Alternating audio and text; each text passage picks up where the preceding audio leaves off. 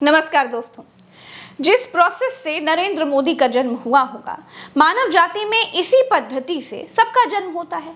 सबके जाने की पद्धति भी एक जैसी ही होती है। लेकिन महामानव इतने चालू हैं कि जब ये सवाल होने लगे कि मोदी जी अब बूढ़े हो गए हैं, कुछ समय में 75 के हो जाएंगे, वो प्रधानमंत्री बन भी गए तो भी उनको हटना पड़ेगा, तो उन्होंने वोटरों को फंसाने का एक नया तरीका निकाल लिया है कि वो बूढ़े चाहे जितना हो जाएं, पहली बात तो वो प्रधानमंत्री पद से हटेंगे नहीं, 75 पार वाला अपनी ही पार्टी का नियम मानेंगे नहीं, और दूसरा जुमला ये छोड़ दिया है कि उनको परमात्मा ने विशेष काम के लिए भेजा है। जब तक वो काम पूरा नहीं हो जाएगा, यानी जब तक भारत विकसित नहीं हो जाएगा, तब तक परमात्मा उनको वापस नहीं बुलाएंगे।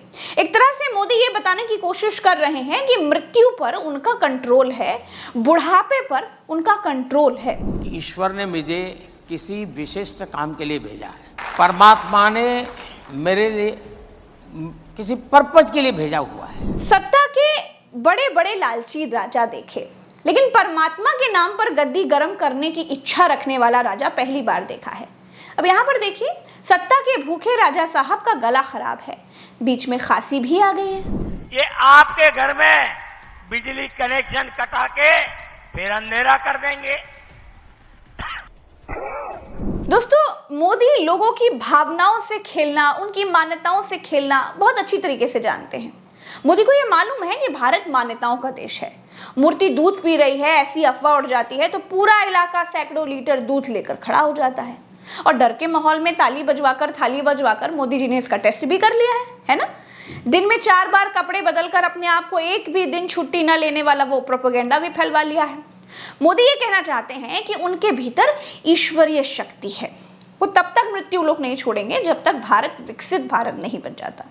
तो वैसे प्रधानमंत्री जी, जिस तरीके से आपने 2022 तक किसानों की आय दोगुनी की है, जिस तरह से आपने 2022 तक सबके पक्के घर बना दिए हैं, जिस तरह से आपने देश को 5 ट्रिलियन इकोनॉमी बना दिया है, गंगा सफाई वगैरह कर दी है, 15 लाख खाते में आपने जिस तरीके से भेज दिए हैं, जिस तरह से भारत में जुमलों वाली 100 स्मार्ट सिटी बन चुकी हैं, जिस तरह से आपने सरकारी कंपनियां बेची हैं, उस हिसाब से तो आप विकसित भारत नहीं बना पाएंगे, ये तो तय है। हाँ, अब जबरन आप गोदी मीडिया में कल आप ये छपवा ही दीजिए कि भारत विकसित हो गया है, तो वो अलग बात है, क्योंकि पिछले 10 साल में मीडिया को गोदी बनाकर यही सब तो किया गया है। जिस युग में राम का जन्म हुआ उसे त्रेता युग कहा गया, भगवान कृष्ण ने जब अवतार लिया उसे द्वापर युग कहा गया, कलयुग में महामानव ने अपने सत्ता काल को अमृत काल घोषित कर दिया।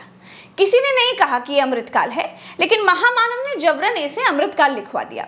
अमृतकाल में जितना विष समाज में घोला गया है, वैसा भारतीय इतिहास में कभी नहीं घोला गया।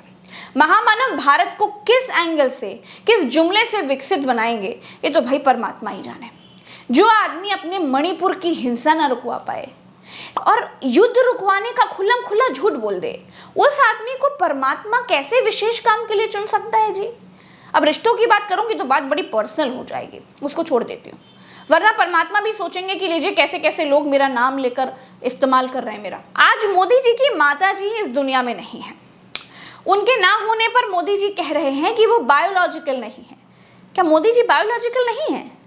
मैं कह नहीं रही हूँ, मैं पूछ रही हूँ, क्योंकि मोदी जी कह रहे हैं कि वो बायोलॉजिकल नहीं है। परमात्मा ने मुझे भेजा है, ये ऊर्जा बायोलॉजिकल शरीर से नहीं मिली है। ये 2024 का चुनाव क्या क्या सुलवाएगा?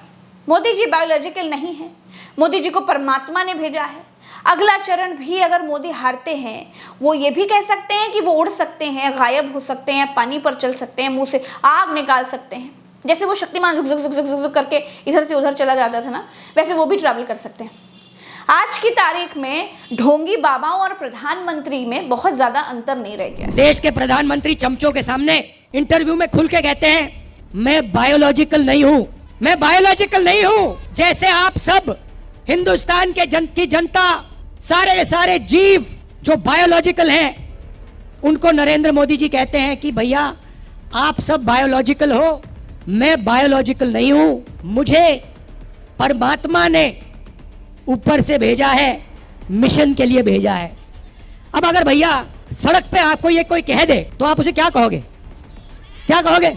उसे कहोगे भैया माफ करो, काम अपना करो, हमें अपना काम करने दो। और उनके चमचे क्या कहते हैं? वाह वाह वाह वाह वाह, क्या बात बोली। देखिए, मोदी जी तो कह रहे हैं कि वो बायोलॉजिकल नहीं है, लेकिन उन्हीं के सांसद मनोज तिवारी कह रहे हैं कि मोदी जी के अंदर महापुरुषों की आत्मा है। कि पिछला 20-22 साल जो मोदी जी के जीवन का है वो ऐसा बताता है ना, जैसे लगता है उन्हीं के अंदर पंडित दीनदयाल उपाध्याय जी की आत्मा आ गई हो, उन्हीं के अंदर श्यामा प्रसाद मुखर्जी की, उन्हीं के अंदर सरदार पटेल जी की, उन्हीं के अंदर महामना मदन मालवीय जी की, उन्हीं के अंदर गांधी जी की कई बातें। मैं इसको ऐसे देखता हूँ जैसे होता ना कि दुर्गा जी को बनाने के लिए कई लोगों ने अपने अस्त्र शस्त्र शक्तियां दी। नरेंद्र मोदी को, ये बात मेरी हो सकता है लोग मुझे ट्रोल भी करें, लेकिन मैं मानता हूं कि मोदी जी को इन सारे महापुरुषों ने अपनी अपनी शक्ति दी है। अब ये देखिए, ये चंपत राय हैं। असल में महामानव को चने के झाड़ पर उन्होंने ही विष्णु का अवतार कहकर चढ़ा दिया है।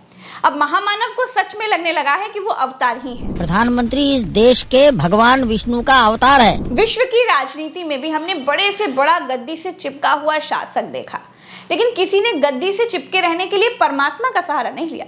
महामानव बड़ा ज्ञान बांटते हैं कि दूसरों को मौका मिलना चाहिए, लेकिन ये अपनी खुद की गद्दी नहीं छोड़ना चाहते। इनके प्राण अपनी गद्दी में ही बसते हैं और इसीलिए भारत की धार्मिक जनता की आंखों में धूल झोंकने के लिए खुद को परमात्मा से जोड़ रहे हैं।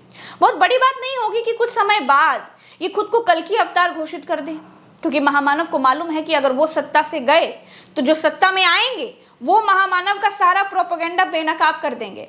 हार के डर से महामानव परमात्मा के पीछे छिपने लगे हैं। दोस्तों फिलहाल तो इस वीडियो में इतना ही, दीजिए इजाजत, चलते हैं। राम राम, दुआ सलाम, जय हिंद। ये लोग मंदिर के नाम पर चुनाव लड़ने चले थे, आखिर तक महामानव ने खुद के भीतर ही परमात्मा की शक्तियां घोषित कर ली हैं। प्रोपेगेंडाधारी परमात्मा की ओट लेने वाले कहीं भी चमत्कार कर सकते हैं, ईवीएम में भी। इसीलिए लोगों को होशियार रहने की जरूरत है। नमस्कार।